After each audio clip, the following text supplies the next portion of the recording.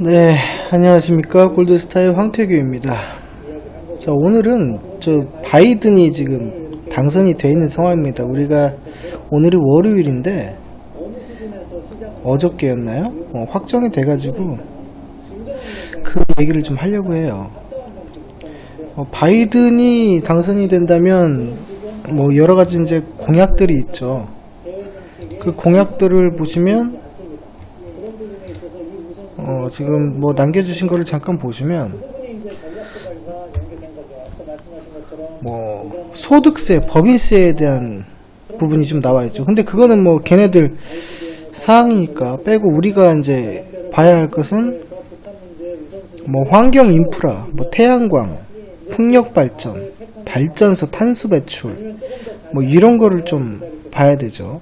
그러면 첨단 기술 AI, 5G 쪽으로도 헬스케어 쪽으로도 오바마 헬스케어를 또 계산해야 되니까 몇 가지 나눠줄 수가 있겠죠.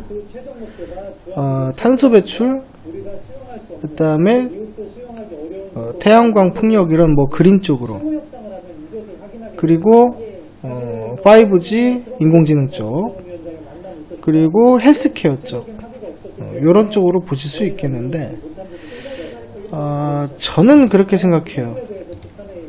이 부분에 대해서 기존에 뭐 알려져 있던 것이고, 정말로 그러면 이쪽 파트, 조금 전에 얘기했던 4-5가지 파트로 향후 앞으로 움직일 것인가 라고 봤을 때는 제 생각에는 긴 흐름에서는 갑니다. 근데 단기간의 흐름에서 바이든이 당선이 됐다 해가지고 그렇게 단기간에 올릴 수 있는 패턴은 나오지 않을 것이다 라고 보는 거예요.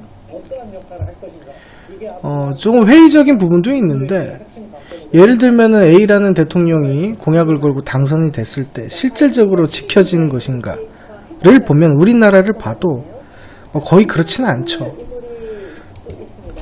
하지만 어느 정도 파급 효과는 있다라고 그냥 거기까지만 저는 이제 보는 케이스거든요. 지금 올라가는 것들 보시면은 뭐 신성 ENG라든지 이런 것들 앞으로도 더 움직임이 나올 수 있는 케이스예요. 근데 어느 정도 옥석 가리기가 좀 들어가 있다라고 좀 보입니다.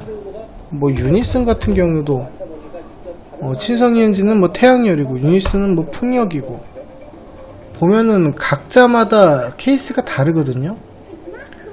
그러면 딱히 한 테마를 정해서 거기를 집중 공략을 하는 것이 아니라 흐름에서 대장주격으로 움직이는 종목들이 있습니다. 예를 들면 과거에 뭐 동국 SNC라든지 이런 것들이 이렇게 크게 한번 갔었죠. 이런 것들이 다시 한번 대장을 잡을 수 있겠다라고 보입니다. 그리고 비대면 치료 쪽으로 오늘 잠깐 흐름이 좀 나왔습니다. 비트컴퓨터라든지, 그리고 유비케어 이쪽으로 잠깐 흐름은 나왔는데 특별하게 돌려내는 흐름은 나오진 못했고요. 하지만 주포는 나가지는 않았다고 보여집니다. 그 얘기는 즉 제가 아까 처음에 얘기했던 대로 장기적인 흐름에서는 갈 수 있으나 단기적인 흐름에서 바로 올려치기는 힘들다. 뭐 이제 당선됐는데 5년이라는 시간이 남은 거죠. 그럼 그 기간 동안에 나눠서 움직일 수는 있어도 뭐 단 5일 만에 가지는 않는다. 이 얘기를 드리고 싶은 거예요. 그래서 포트를 갑작스럽게 변동을 한다든지 테마 쪽으로 해서 뭐 5G 쪽으로 해서 뭐 옮겨간다든지 그러지는 않았으면 좋겠다, 이 말을 드리고 싶은 거예요. 그래서 우리가 어떤 대선 공약이라든지 이런 걸 잘 보시면 뭐 정부 정책주도 똑같습니다. 과거에 우리나라가 수소차 테마가 발생되고 나서 수소차가 굉장히 잘 움직이는 그런 흐름이 있었죠. 하지만 잊을만 하면 한 번씩 나오고 계속적으로 그런 재료적인 부분에서의 접근이 새롭게 다가온단 말이죠. 그렇기 때문에 그 한 종목을 노리고 있으면서 그거를 계속 팰 수는 없다, 이 얘기를 하고 싶은 거예요.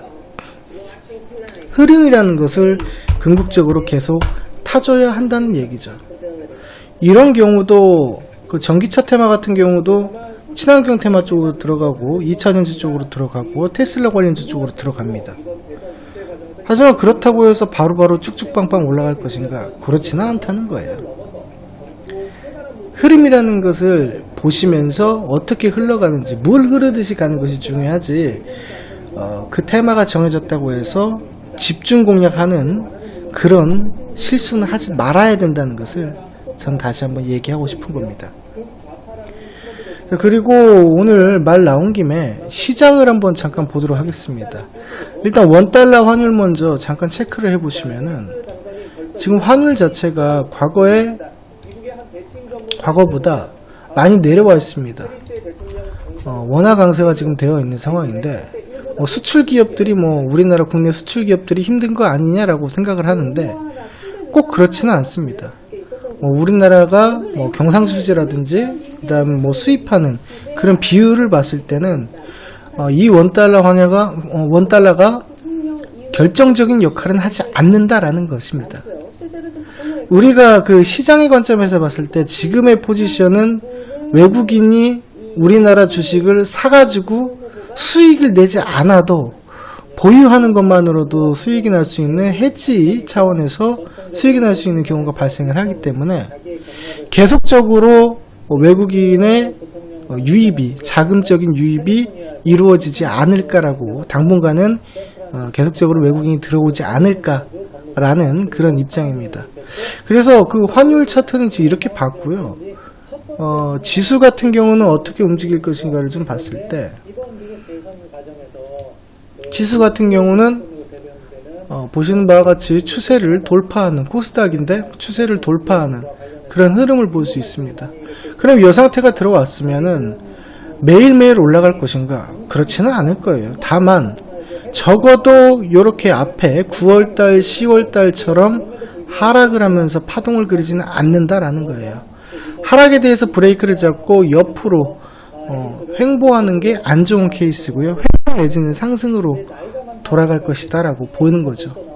코스피 역시도 지금 박스권의 정고점을 탈환하고 있는, 돌파해서 신고가를 내고 있는 그러한 상황입니다. 그렇기 때문에 지금 작년 2018년도에 초에 상승을 했던 역사적 신고가까지도 도전을 할 수 있는, 2600선까지 도전할 수 있는 발판이 마련이 됐다라는 겁니다. 저번 시간에 제가 시장에 대한 관점을 얘기했을 때 12월 둘째 주까지는, 첫째 주까지는 맘 놓고 매매할 수 있는 장이 왔다라고 제가 얘기를 했었어요. 지금도 역시 똑같은 상황입니다. 같은 입장이라는 거예요. 그래서 12월 때까지 한 달 동안은 마음 편히 매매할 수 있는 그런 상황이 도래를 했다라고 봐주시는 것이 맞다, 저는 이렇게 생각합니다. 그래서 오늘은 테마를 보는 관점에서 바이든이 당선이 되고 앞으로 어떻게 자금의 흐름이 이동할 것인가를 봤을 때 어느 한 종목이라든지 어느 한 테마, 섹터에 집중하지 말고 전체를 보는 그런 매매를 하시는 것이 좋지 않겠나. 그 중에서 전체적으로 다 가진 않고 탄력성에 대한 그런 차이는 분명히 생기거든요. A라는 종목은 15% 가는데 B라는 종목은 7% 가고 C라는 종목은 5% 갈 수가 있겠죠. 그러면 차트적으로 보면은 어떤 게 더 빨리 가는지는 확연히 눈에 들어온단 말이죠.